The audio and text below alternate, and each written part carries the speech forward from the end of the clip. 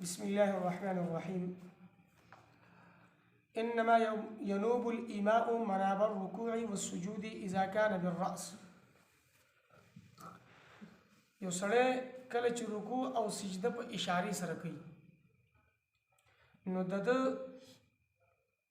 اشارې سره سجده او رکوع کول قائم مقام د سجده او د رکوع په هغه وخت کې وایي چې کله دا اشاره د سر سره کوي، لکه کسترګو سره اشاره کوي یا د سترګو په دې پټونو یا بڼو سره اشاره کوي یا د خپل زړه سره اشاره کوي، نو دا اشاره ناقابل قبول ده او دې اشارې سره د رکوع او سجده نه ادا کیږي. رکوع او سجده به چې د ادا کیږي نو کم از کم په هغه اشارې سره چې هغه په سر سره چې سر د رکوع د لپاره ښکته کوي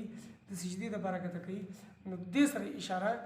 دا قابل قبول ده او دا قائم مقام د رکوع او د سجدې ده.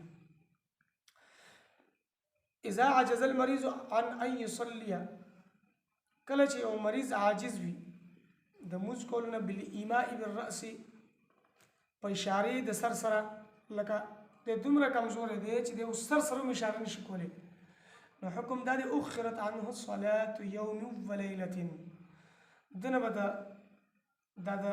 ورځې او د شپې د موږ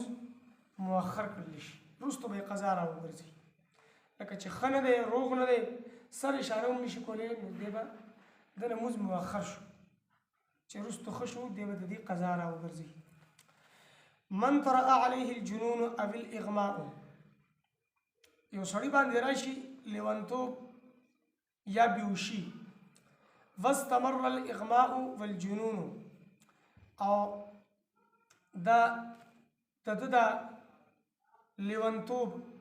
یا بیوشي اوږده شي الى اکثر من 5 صلوات، تر د 5 مزونو نه زیاتو پورې، سقطت عنه تلك الصلوات، د دنه دا مزونه ساقط شول. یو سړی بیوشه شو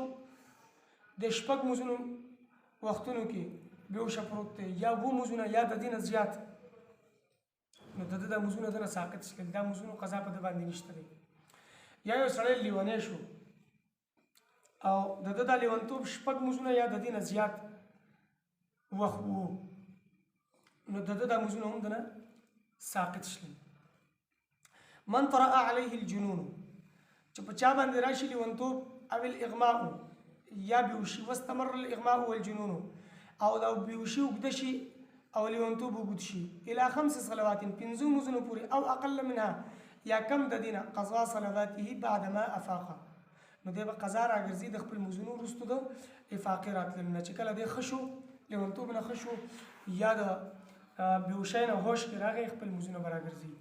مسله دا ده چې 5 مزونو پورې قضا شلل، نو دا 5 مزونه یا د دې نه کم دا قضا به راګرځي، خو که د 5 نه زیات قضا شلل لیونتوب په حالت کې یا د بیوشۍ په حالت کې 5 نه زیات، شپږ دي 7 دي 8 دي 10 دي 15 شل زیات دي، نو هغه مزونو قضا په د باندې بیا نشته. 5 یا 5 نه کمی نو قضا شته، که 5 یا 5 شپږ یا شپږ نه زیات وي نو قضا یې نشته. تبارك الذي نزل الفرقان على عبده ليكون للعالمين نذيرا.